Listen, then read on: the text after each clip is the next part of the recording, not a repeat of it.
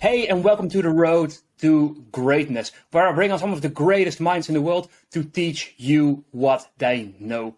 Remember that the road to greatness is paved with learning. So get ready to take some notes from my guest today, who is a best-selling author, who sold over 200,000 copies of his book, Anxiety, Phobias, and Panic, a step-by-step guide to regain control of your life. He has over 2 decades of experience as a therapist as well as a teacher. And he is a master in taking complex things and simplifying them so that everyone can understand them and apply them to their own lives, which is exactly what we're going to do today. So get ready to take notes from my guest today, Reneau Peurifoy, right? Am I pronouncing it correctly? Peurifoy. Peurifoy. Yeah. Peurifoy. Peurifoy. Peurifoy. Yeah. Difficult name. That's close enough. So how's it going? It's going good. It's hot here where I'm at, but, we carry on. We're used to it. Oh, yeah. Central California. Oh, yeah. It's terribly hot here as well, but I'm just not used to it. I'm just melting away here. But glad to hear that it's going fine otherwise. Well, when you grow up with swamp coolers and no air conditioning, your body gets kind of conditioned to it. We're spoiled nowadays. Everything's so air conditioned. Oh, yeah, that makes a lot of sense. So, Reneau, you are an expert in therapy as well as in the subject of anxiety. So can you tell me a bit more about how did you get started into this, right? What was your obsession? Is it something that you experienced yourself in the past? Where did it come from? Well, when I was young, both of my parents were raised on farms, and he was in the Navy, but we had about a little over a third of an acre. So we had animals. I raised rabbits and chickens, and we had dogs, cats, a parrot, and we would raise other things at various times because I was in what here is called 4-H, which is an agricultural type club. And I was always interested in animal behavior. In fact, I had my chickens. I trained them so they'd get up on little boxes and do little things and stuff. And when I got into high school, I was fascinated with Konrad Lorenz, who was one of the people that discovered or identified what's called imprinting, how animals that give their first call letter, then they imprint on them as the parent, and just that type of stuff just continued and went into biology and switched, studied what's called entomology, not entomology, entheology. Entomology is what I did as a kid, which is bugs. Anyway, animals behavior, and as I got out, I decided to switch into human behavior, got my master's in counseling, and I often joke I switched from animal to human behavior, which was a step down, but, it's been very good and very interesting. I specialized in anxiety early on because I didn't want to do like alcoholism and those things that are, you get a low success rate and people, keep relapsing. Eventually you get some successes. And with anxiety disorders, I found a niche that not too many people were working in at that time, and people get better. And so it's for me, I like success. So it was perfect. And then I found out as I started working with them, a lot of their personality traits were very similar to what I had. I mean, they're the nicest people to work with, and oftentimes they're high achievers, have a high need for approval, those types of things. So that's how I kind of got into anxiety disorders. And once I got into it, I just found it was a natural fit for me. So I enjoyed it an awful lot. All right, I love that. And it's actually, I think you're one of the first people I've ever heard talking like, oh yeah, I got obsessed with behavior of animals. I think that's just a great beginning to this story. So, just for my own curiosity, are there any good similarities that you see between people and animals in terms of behavior? Well, of course. In fact, what's called affective neuroscience, which is really taken off right at the start of this century. The last century was dominated by what's called cognitive neurobiology, which is how you think, vision, memory, that types of stuff. So this century, they've actually identified 7 core emotional circuits in the brain that we share with animals. One of the most interesting ones for me is something called seeking. And this is an emotional circuit that in like animals or babies causes them to want to explore their environment. It's what in you, when you get into a new environment, the first thing you do is you check out everything, look around, and you want to explore stuff. Hobbies and things like that are often fired by it. So it's that idea to go out and seek things that are good for you, avoid things that are bad. And another really fun circuit is the play circuit. And it's something that, again, I'm watching my great-granddaughter. And it's fun watching her because she likes to be tickled. She likes to roughhouse and stuff like that. And if you watch like puppies or kittens or, whatever, they like to play. And that's how you learn limits. I was watching a video of a little gorilla, and he was poking, the big gorilla. He kept poking the big gorilla. Finally, the big gorilla said, "Enough of this." So that baby, okay, that's the limit there, right? And again, it's that same circuit's what makes us want to play as adults. And we like to joke and, do things that are fun. So, so a lot of interesting circuitry between us and animals. And, of course, as we grow, our thinking part starts to control that. And then all the higher emotions start evolving, or not emerging, I should say, like, love, pride, those types of things. All right. So, fun stuff. Yeah, very interesting. So would you say that these 7 things are like our primal, I wouldn't say needs, but our primal way of thinking or our behavior? Well, they're drivers. It's kind of like you have the sensory affects are things like hunger and thirst. So you get thirsty, then you get the desire to go seek water, right? So they're kind of like that. There's circuits inside that give a drive, and of course all that gets shaped through your thinking. As you grow up, you learn, for example, anger. Anger is a response to a threat.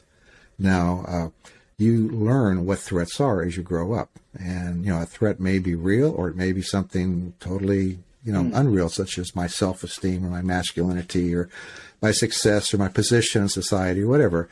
And so we get angry over those things. Same thing with fear. Fear is a response to a threat. And so it gets moderated and controlled by whatever you've identified as a threat. And these associations are at an unconscious level. So as you grow up, you get associations. This is good, this is bad, this is a threat, this is something that's going to make me happy. And then these circuits kind of drive you, as that thinking process has shaped those associations, drives you to start to pursue that or avoid it. That makes a lot of sense. Mm-hmm. I think I've had that myself as well. I've been bullied for years. And so in some way I saw just people in general as kind of like threats, right? Right. Like because of that conditioning, right, of what happened, I started to basically fear a lot of interactions. It's a lot better now, but still, that is something that haunted me for years and years. So I think the things that happen to us can really shape us, and sometimes without us even realizing what exactly is going on. Well, exactly, because you have an association, and again, it's amazing how much mental processing goes on that we're totally not aware of. I mean, the simplest example is walking. As you walk along, there's a part of your brain that's judging distance, that's deciding, is this going to get in your way, or driving, like when you're driving. You're listening to the radio, you're talking to somebody, and you only become fully aware of what you're doing when a truck comes by or something unusual happens, right? Or you reach your stoplight where you got to make a turn or something. And so the same thing, as you grow up, like in your case, getting bullied, you have lots of these associations that, okay, these types of interactions are dangerous. These types of interactions you want to avoid. And they become what we call emotional triggers. So when you sense somebody that has a similar sound in their voice or similar body language, whatever, then at an unconscious level, you're getting signals that, wow, danger, danger, danger. And so one of the simple tools that I work, and again, there's other stuff that helps as well, is something I call what's happening, what's real. So maybe to use an example of a lady who had been abused as a child, and she's at a business where her boss sounds a lot like her father. And so whenever they have an interaction, of course, she freezes up, she gets all anxious, and so she starts using this what happening's what's real technique. So the first step is identifying what's happening. I'm responding to my boss as if he's my father. What's real is I'm an adult now. My father, he's out of the picture. This is just my boss, and he's a reasonable person, so I don't really need to be anxious. Now, she'll still get anxious, but over time, using that, she desensitizes to him. And you learn to do that with a lot of situations. And again, there's some other tools you can tack onto it. But that's a really simple tool that I've used a lot with people where they have any kind of a post-traumatic stress, which is kind of what you're describing, any kind of a trigger from the past that's getting triggered by things today that are now safe, but they resemble something from the past that was actually dangerous or harmful emotionally or in some way. Oh yeah, that definitely makes a lot of sense. And I've been doing that, like without actually knowing the technique. That's basically what I've been doing. I've been telling myself, like rationalizing with myself, people aren't all bad. They're actually on my side. People are trying to have fun as well. And so we're on the same team. But still, you're fighting the subconscious with your conscious thought. And it's something that takes time as well. Right. It does. And really identifying clearly that, why this is happening. This is happening because, and having some specific things from the past that's triggering it, that helps too. It helps your brain to reinterpret and make new associations. Yeah, another technique that works really well are things like something called EMDR, eye movement, desensitization, reprocessing, and that's it's a technique where you get people to do basically rim movements, and we don't really know why or how it works. We have lots of theories, but some of those types of techniques also help to deprogram or change some of those associations at a deep level. Okay. That makes sense as well. So one question that I would have, right? For me, I kind of knew what was haunting me on a deeper level. But if someone maybe feels anxiety in certain situations but doesn't know where it's coming from, how would someone go about first finding out, like, what is really ruling my behavior? Well, the classic thing that I dealt with was something called panic disorder. And this is where people would have panic attacks, and a lot of times they would get so bad that they would start avoiding situations because of the anxiety that was producing. Any situation they associated where they might have a panic attack, they would start avoiding. And the why this is happening takes a minute, but it's basically a combination of how they're wired, their personality, and some experiences. So typically they're people that have a reactive body. So bodies are different. Some people are tall, some people are short, and then there's an average height for people. With the reactivity of your body, some people have a very reactive system, and some people, you got to knock them upside the head to notice something, right? They're just not that conscious of what's going on around them, right? And most of us are somewhere in between. And so these are people that have very reactive bodies. Oftentimes, they're very successful, go-getters. A lot of times they have a high need for approval. And oftentimes they tend to be out of touch with their body. So a typical story would be, well, tell me what happened when you had your first anxiety attack. Well, I was going to school and I was working full time. My fiance decided he didn't want to get married. And so I don't understand why I was having panic attacks.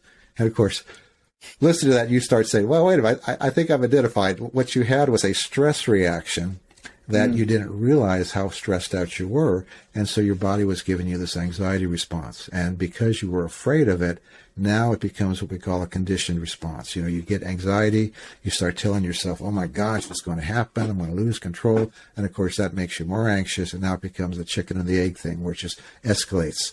And so you start unwinding that. The first step is, again, why this happened, understanding that process. And then you go through a process of desensitization. You learn some, coping mechanism, relaxation response, things of that nature. Modify some of those personality traits of perfectionism that's often present. A lot of times they have a lot of should, must rules, things of that nature. And as they desensitize, long-term recovery, one of the really key things, and this is true for everybody, even if you don't have anxiety, is understanding that emotions are messages. And so coming to understand what is the message that the emotion is giving to you. So, for example, like with these people, they'd start to get anxious, or they start to have some maybe pre-panic attacks or panic attacks. And so that means they got something in their life they need to deal with. So what they do is they go through your checklist. How are your relationships? Oftentimes they have relationship issues that they're not dealing with. Or how's work going? How's the kids? How's your life goals? As you go down the checklist, you'll find something, and their typical response, well, this is going on, but it's really not that big a deal. Well, your body's telling you it is a big deal, so deal with it. Set some limits, or do whatever it needs for that situation. So essentially, having a reactive body like that is good because you have to keep short accounts. As things come up in your life, you got to deal with them, because the more you ignore them, then the more you're going to get, that stress is going to build underneath it, because there's some threat out there that you're not dealing with, and so your body's telling you to deal with it. And in general, even if you don't have a reactive body, it's good just deal with stuff as it comes up, because if it's in the background there, it's going to have some kind of response to you. Oh, it's such a powerful message. Yeah. And I want to go back a little bit to the question that you just asked of, when did this first come up, right? I think that's such a great question, because like everything you feel right now, a lot of the anxiety, it's coming from somewhere. So if you can backtrack to when did it start, then maybe you can find the root cause of it. And that's going to help you overcome them. At least that's what has been useful for me. Right. So go ahead. Go ahead. Now, and what I was going to say, like it's a message that you're feeling stress or anxiety, right? It means that something is kind of off. And one thing I say all the time is the thing that you fear most, that you're putting off, that's probably the thing that's going to help you get results faster in your life. That's going to help you move forward. Right. Keep those short accounts. And again, I find just going through the checklist helps for most of my clients, just as we start going through, okay, how's your relationships, primary relationships, kids, how's your work going? How are your life goals? How do you feel you're progressing in life? Do you have any dreams that maybe you've gotten thwarted or that you wish you could pursue that you're not pursuing? So those types of things. As you just kind of explore those types of questions, usually you identify, this is what's going on in my life. And so now I need to come up with a plan to deal with it. That makes a lot of sense. So one thing that I want to ask here is, how is this tied to, like, for example, self-esteem, right? And confidence, right? Is that something that ties into this, strengthens the effect, is a cure maybe? Well, because personality ties into everything, of course it does. And again, self-esteem is kind of one of those concepts that over the last few decades has been blown out of proportion. It's part of what we call your self-image. And so self-image has to do with how you see what are your strengths, what are your weaknesses, how do you fit in the overall scheme of things, the esteem you have for yourself is a small piece of that. And one of the mistakes I think that we make, especially with kids, is we try to give them self-esteem by telling them how well they're doing. 2 + 3 is 6. That's good. You did a nice effort. Those types of things. You have to earn self-esteem by being competent. And so when you look at people who've been raised on farms or ranches or things of that nature, typically they have a pretty good level of self-esteem because they had to be competent in order to help the family survive in that situation. So they earned it. Nowadays, you look at kids and they take out the garbage, clean their room. That's the only 2 chores they have. And of course, you got to find them to do those 2 things. So I think it's important with both the young kids and as an adult to learn competency skills. That's true self-esteem. Otherwise, you get that sense that I think I'm faking it here. I mean, I think that imposter syndrome of I'm faking it is always going to be around to some degree. I've even heard the story that Nobel Prize winners would even feel this, and they're after signing the book, right? Yeah. They see like Madame Curie's name and Albert Einstein, and they're like, "Oh, who am I?" Right? So I think that's something that happens at every level, which is interesting. But I agree that you need some competences to really raise that self-esteem. Yeah, I mean, that's what you do. Like when we raised our kids, our philosophy was. We're part of a family. We share in the work. We share in the rewards. So dinner time comes. We got some things for you to do. You don't want to share in the work? I've got no problem with that. We'll see you the next dinner time. And that was kind of our tact with everything. And, and so that it just became part of them to participate in the family, to do a lot of things. I know when my daughter went off to college, her roommates were amazed at all the things she could do, to repair things and figure out how to do this or that, because we had her be responsible. Even when she had to install a phone, of course, everything's cell phones now, but back then they were still wired to the wall. We said, okay, take this wiring off this wall, get a little piece of paper, write down what the colors are, and now go into your room. You can install yours, and then you can have a phone. And so stuff like that's how you build true self-esteem, because then the kid really feels good about themselves. And as adults, I think finding areas that you can feel good about yourself in terms of actually accomplishing things according to your ability, of course, is important. And I think this idea of feeling like you're faking it doesn't necessarily have to be. I know I don't feel that way. And I think people that have kind of come to be comfortable with themselves, and this gets back to self-image. I see who I am. I see my strengths and my weaknesses, what I can't do. I'm not going to be a great dancer. I play guitar, but I'm never going to be a world famous guitar player. But I'm happy with what I'm doing. In the areas that I've excelled in, I'm pleased with those. And again, just coming to be comfortable with who you are.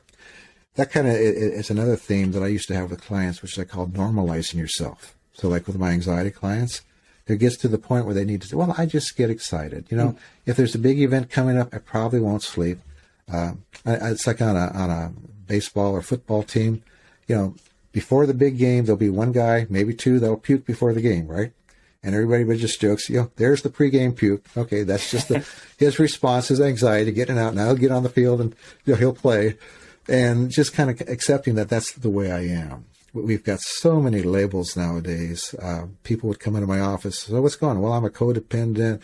I've got some PTSD and I'm anxiety disorder. They'd rattle off all these things. I said, so what does that mean? And they couldn't really tell me. They just had a lot of labels. And so I think sometimes you just have to declare yourself to be normal. I would joke with clients. I'd say, talking to yourself is a sign of mental health. Did you know that? I talk to myself a lot, to be honest. I'm not sure if it's a good thing. Well,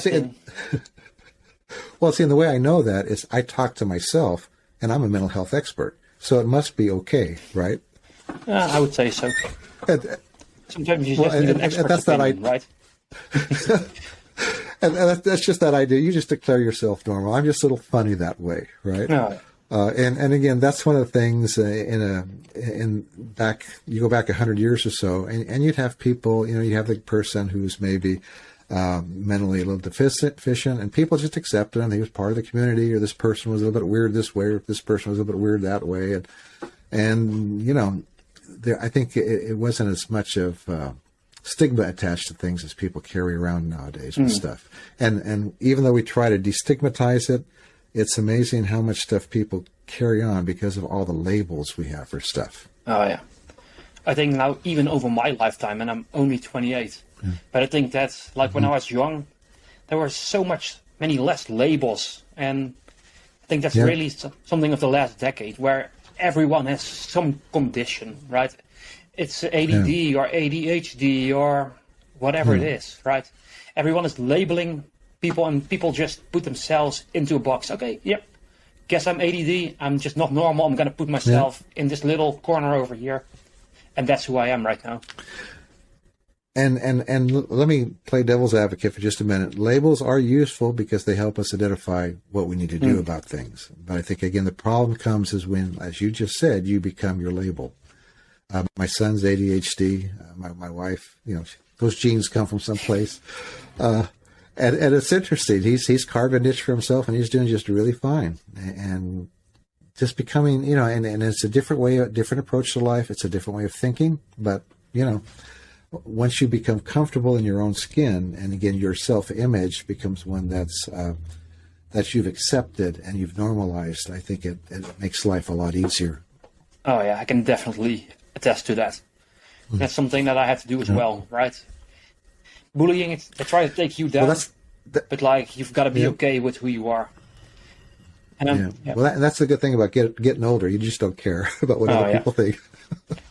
One thing that helped for me was having a clear vision for the future. I've always wanted to have my own business and to become successful like that. And that's something that drove me forward, where I could even laugh at myself and just one-up one of the bully's jokes. Right? Oh, you're such a loser. You're not even close, right? And I would just make it one step worse and just genuinely laugh. Because I knew where I was heading.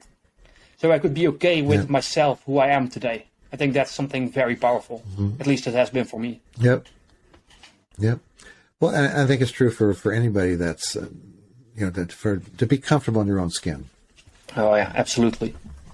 I think that's something that's very difficult for a lot of people as well, because they not feel good enough, or they feel constant anxiety. They have these panic attacks. So what are some things that people can do to really help improve that self-image and to feel comfortable in their own skin? Well, for younger people, the best thing you can do is to get out of social media. Social media has such a negative impact. I was reading one study in Europe, and they had college students reduce their time on social media by 1 hour a day, and they measured their level of happiness before and afterwards, and they were happier after just 1 hour a day being less on social media. With my anxiety clients, I would tell them, just quit watching TV news. Television news is just all about sensationalism and making you anxious. If you want to read stuff, fine. Nowadays we have the internet. You can go to any kind of an newspaper aggregate or news aggregates website that you like. Spend 15 to 30 minutes, go through it. You can read it. You get more information. You can digest it without all of the emotional stuff flying at you that you get in news stories, and then move on with your day and do other stuff. Being comfortable with yourself, being without a lot of noise. I think another problem that people nowadays have is there's just so much noise in their life. They don't know how to take time to be quiet. That's why the whole mindfulness movement, I think, is so popular, because it gets people to take some time to just tune out the noise and just be quiet with yourself. Throughout most of human history, people had lots of time to be alone with their thoughts and themselves, to give their mind time to process through. So what do these events in my life actually mean? Where do I want to go with them? What's important to me? All those types of questions, which if you're constantly getting bombarded by stimuli, it's hard for your brain to deal with those types of things. Oh yeah, absolutely. I think that's a coping mechanism for a lot of people as well. They just get home. Oh yeah, let me put on the radio. Let me put on the television. Let me just grab my phone here. And it's just like we're escaping our own thoughts, because we don't really want to be alone with ourselves, I think. But I think if you can do that, if you can sit in silence, you're going to learn so much about yourself, because that inner voice is just going to start talking. Wouldn't you agree? Yeah, and you don't necessarily have to sit in silence. It's for some people, like an AD son, it would be running or riding his bicycle. But, do something like that. But at the same time, your brain is in that kind of a neutral mode while you're doing that activity, cutting the lawn or whatever. I know a lady that she said she did her best meditation when she was cutting the lawn. She had an old-fashioned push lawnmower, and she just pushed that thing back and forth. That's when she would do her thinking, right? That makes a lot of sense as well. Like those moments when your hands are basically busy, but your mind is still free. Right. Those are some great moments for introspection. So just don't clutter up your mind with putting in earphones and that kind of stuff. And that's when you get what we call intuitions. A lot of people will get intuitions like when they're in the shower. And what's really going on is you've got the conscious mind is turned down, and so the subconscious can now feed up its answers to you. I mean, I used to do this type of stuff all the time. Like when I had a math class, when I was doing calculus, I would look at my calculus problem if I couldn't solve it before I'd go to sleep, and I'd tell myself, I want to know this in the morning. And I'd have these weird math dreams. And I'd get up in the morning, I'd be able to solve it. Because your subconscious does a lot of work for you if you let it. But if you never have some time to be quiet, it never has the opportunity to give you back that answers that it's come up with. I think that's powerful. But personally, for me, I only had mad nightmares, not mad dreams. But still, I love the concept. I'm not doing any math classes. I have had those for a long time. I do have science fiction dreams that are a lot of fun sometimes. I'm in the captain's chair doing stuff, But I definitely love what you just shared there, of just taking in the problem, just letting your mind just sit on it for a moment. But you've got to, I think, my opinion, and you can tell me if I'm wrong or right, but you've got to quiet yourself enough down enough to actually hear what your subconscious mind is saying to you.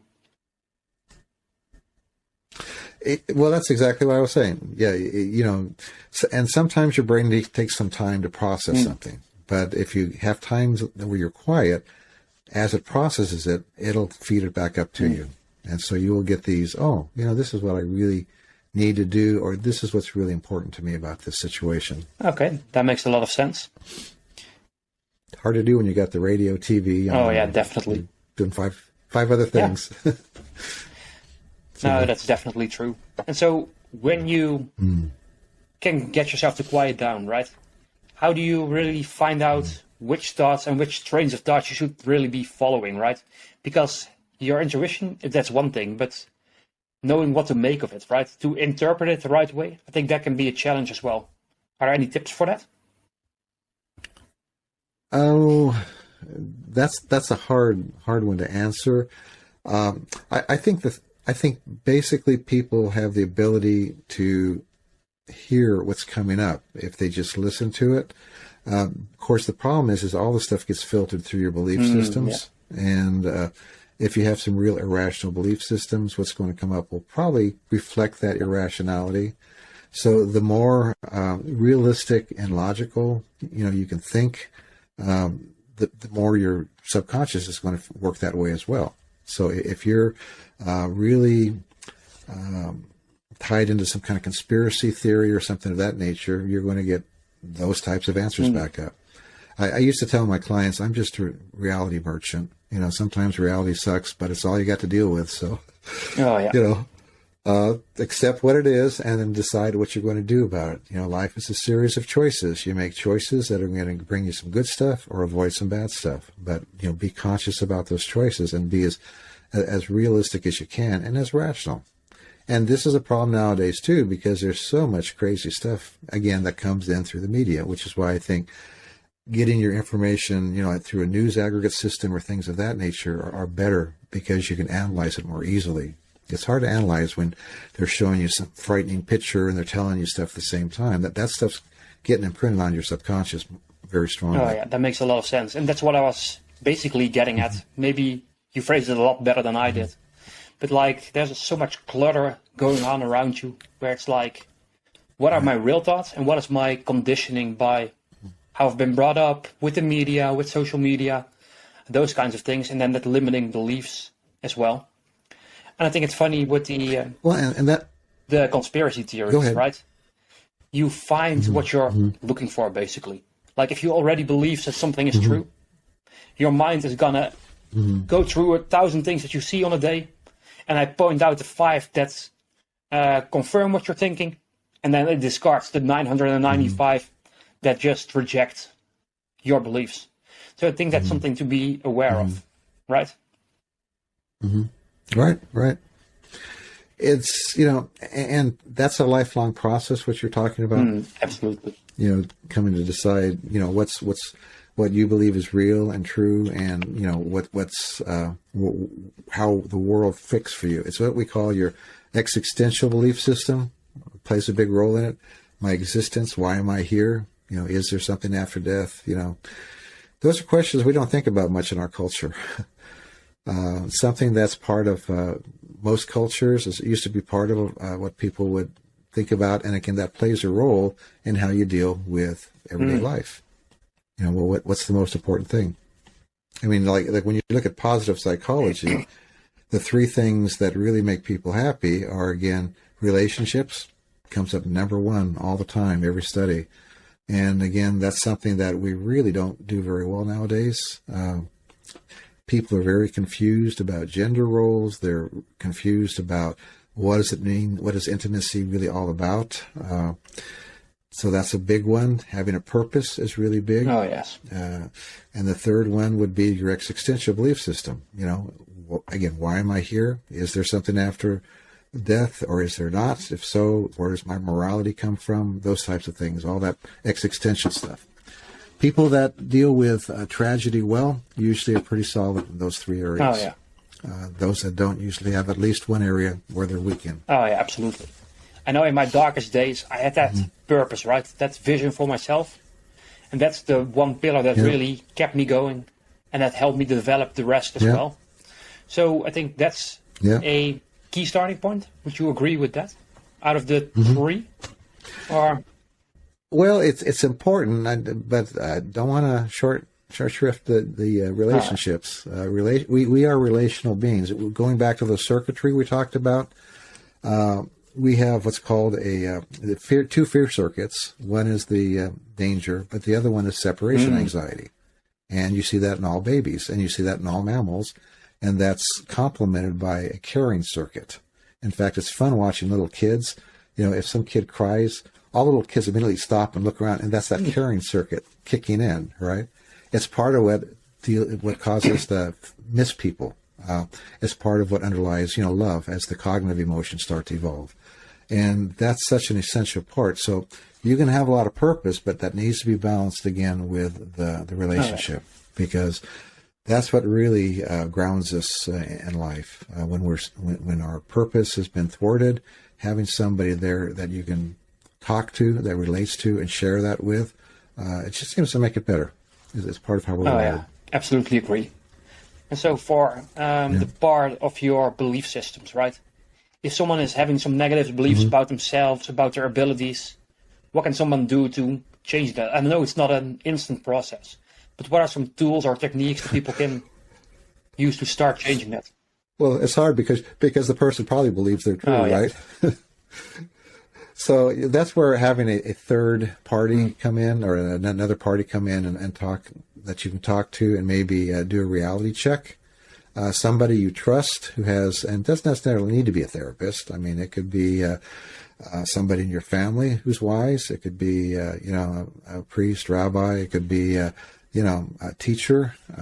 But having somebody that you trust, that's got a good head on their shoulders, that by their lifestyle demonstrates that they're fairly well integrated, and then bouncing your ideas off them. I mean, a lot of what I was as a therapist is just a paid friend. I'd listen to people, and I'd be able to help them assess, their thinking process. Of course, I have some skills, so I could identify a lot of the distorted forms of thinking. But a third party usually needs to help. You need help with that, because again, anything you believe, as far as you're concerned, it's true. Oh yeah, right? absolutely. If I believe the Earth is flat, the Earth is flat. Oh yeah, that's definitely true, and it's something that some of my other guests have talked about as well. Like, everyone is like, oh yeah, get a coach, get a mentor, get some help, get an outside opinion, because you don't know what you don't know, right? That's just... And it doesn't necessarily have to be professional. I know that's sacrilegious for me to say, but a lot of times just a really good friend that has their head on their shoulders can do just as much. That makes a lot of sense. So and the more confidence you have, the better. That's very good, I think. And I think that's something where a lot of people can go through this as well, because they're like, oh yeah, I can't afford a mentor, I can't afford a coach. So just someone who's gonna be honest with you. I think that's important as well. Who's not gonna hold back to spare your feelings, but who's gonna, in a kind way, of course, lay it out there. I think that's such a powerful process. And they're everywhere. They can be at your church, they can be at your racquetball club, they can be at work. You just got to look around for it and get your head out of the phone, right? And that's a skill that our younger generation is not real good at least by a big chunk of them. I mean, the saddest thing for me is to see 3 teenagers sitting in the same room texting each other. Yeah. Sometimes I see them even with earphones in, like, come on, you're with friends. Oh, yeah. And I'm not sure why that mindset even exists. Yeah. To me, it even looks and sounds ridiculous, but yeah. Well, internet sites are designed to be addictive. Absolutely. You get that little dopamine push, in your pleasure center when you get the little ring in your bell or whatever. Get the buzz, or you get a tweet, or you get a little this or that, and it's just like a slot machine. You get that intermittent reinforcement going on, and they're very good at FOMO as well.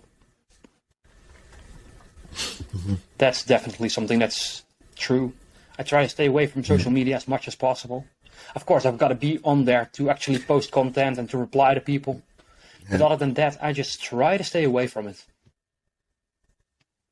Well, and social media does have its positive things. I mean, my son's in Texas, so I can keep tabs on him, through Facebook and things like that.